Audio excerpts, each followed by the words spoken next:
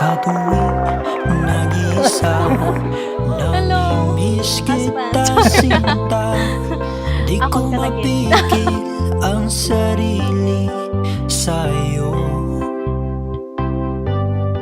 Kinikilig sa daan pauwi, makikita ka na sinta. Ano bang meron sa iyo? At sabik na sabik ako. Kapag kapiling kita, ibang saya. Ikaw lang sinta ang nagpaparamdam sa akin ng ganito. Wala nang sino First time kayo, di mo ko pwede kasal pa doon. magawa ng ganito sa araw ko. Ikaw lang talaga sa akin nagpapasaya. Na parang ganito, la la la la la la la, la la la la la la la, la la la la, la la la la la la.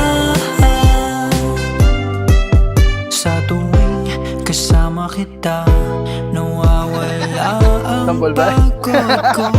Sa mundo na sobrang gulo, ikaw lang ang kailangan ko. Karoon naman da. Nawawala ang kulay ng araw ko pag di ka nasisilayan. Ano bang mahika ang iyong dala-dala? Kapag kapiling kita, ibang saya. Ikaw lang sinta ang nagpaparamdam sa akin ng ganito. Wala nang sino sa mundong nakakagawa ng ganito sa araw ko. Ikaw lang talaga sa akin nagpapasaya. Parang ganito, la la la la la la la, la la la la la la la, la la la la, la la la la la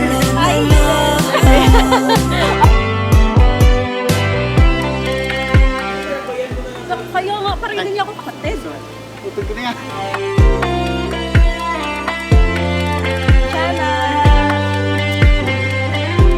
Sister-in-law.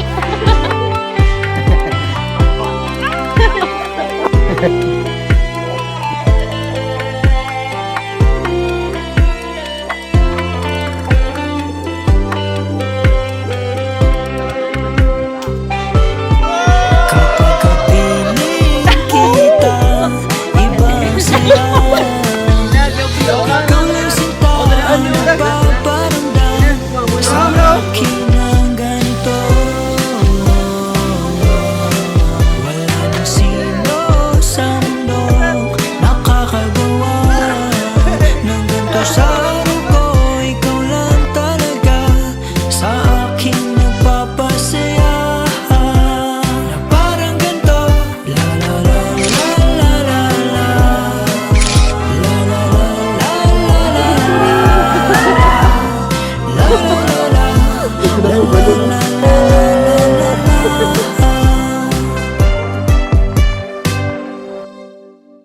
Nagpapasalamat ako una sa lahat sa ating Ama. Sa napakabuting biyaya na napagkaloob niya sa atin. Sa patuloy na paggabay at pag-iingat sa ating relasyon. Dahan-dahan lang kitang aawitan sinta ko. Higit sa lahat sa tungkuling patuloy na pinagkakatiwala na siyang dahilan upang ikaw ay aking makilala. Sa kabila ng maraming pagsubok at tiisin sa buhay, makapagpapatuloy pa rin tayo sa ating ginagawang pagbubuhay. Tuto ipagkatiwala sa Der langga ko.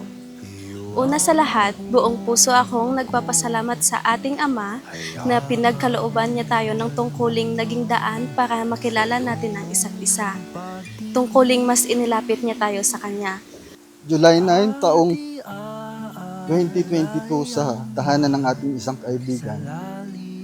May kaunting salo-salo at kwentuhan na di malilimutan. Dati di ako naniniwala sa love at first sight na kataga. Subalit nung ikaw ay aking nakilala, nilamon ako ng kataga. Lumilipad ang isip ko, tulala lang sa iyo. Di pa rin makapaniwalang may isang katulad mo.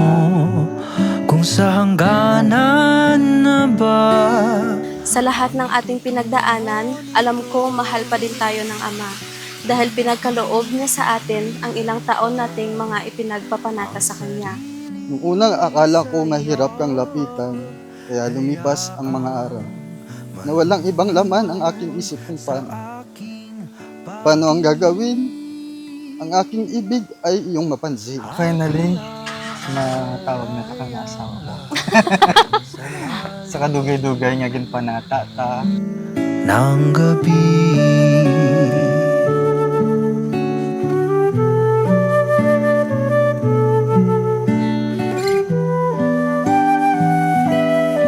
Salamat.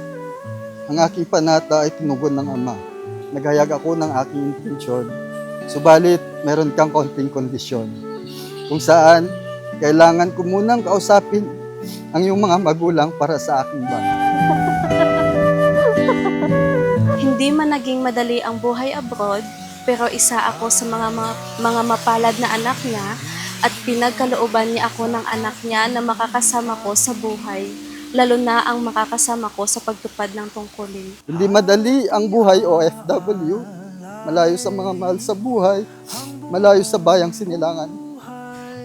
Kaya mapalad ako na ikaw ay aking nasumpungan. Ikaw ang panalangin, sagot sa aking mga panat. Ng gabi. Wala mo man tasang challenges nga na agyan doon, no? Kaya ginpanata taman may gintugot man sa Ama. Tayo'y nagkakatipon ngayon sa harapan ng Diyos upang pagbuklurin sina kapatid na Neil Jan at kapatid na Hazel May sa pamamagitan ng banal na pagkakasal. Mawalay ka, kundi rin lang ikaw ang makakasama. Hayaan na ang buhay kong mag-isa. Dapat nating alalahanin kung gayon ng pag-aasawa'y itinatag ng Diyos para sa kapakinabangan at kaligayahan ng mga taong kanyang nilalang.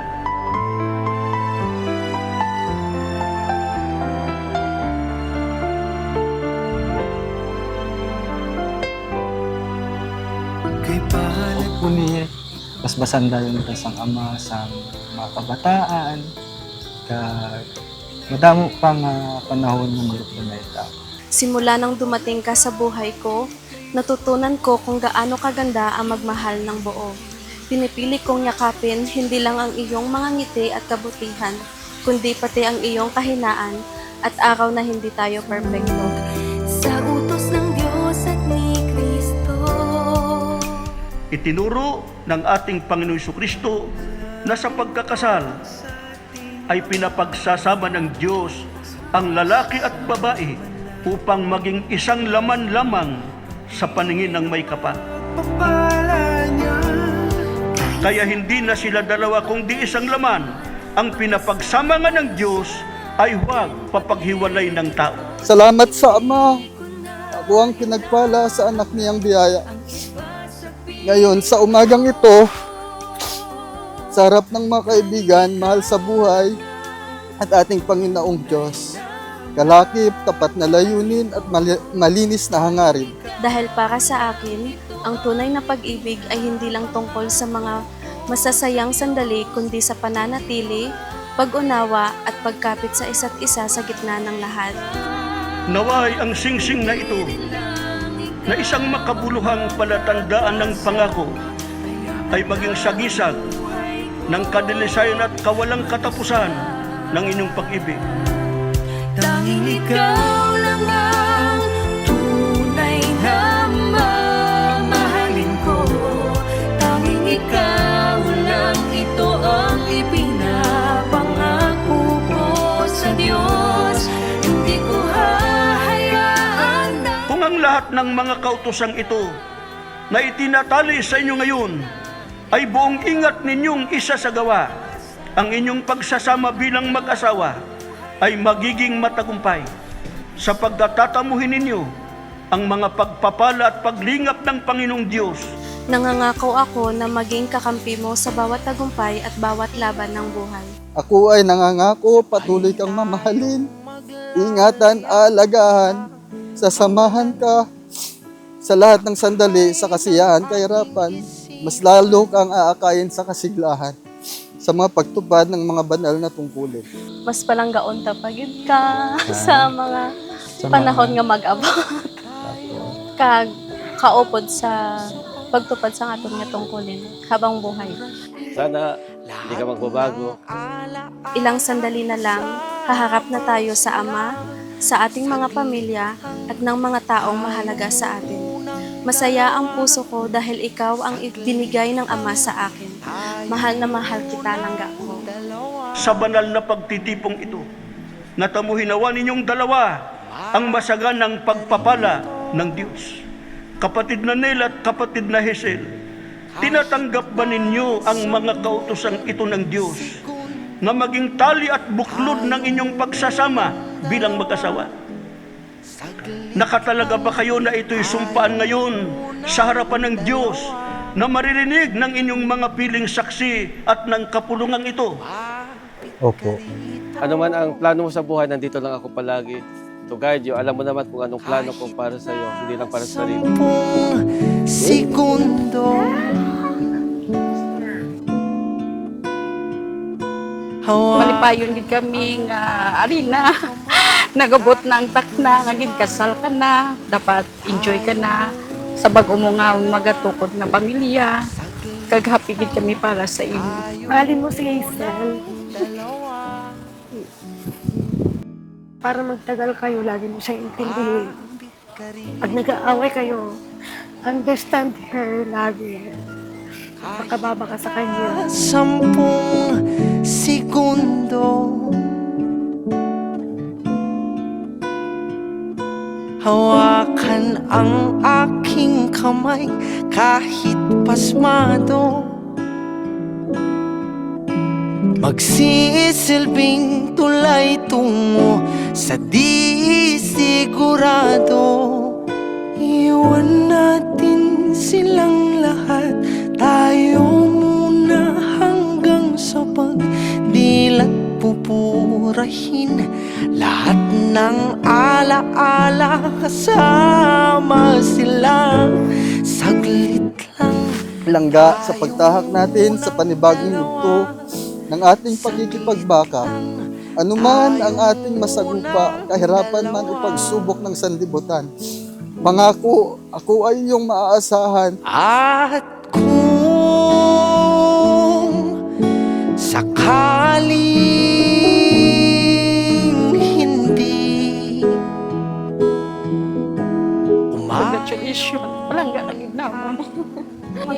Malipayon ka. Malipayon ka ta.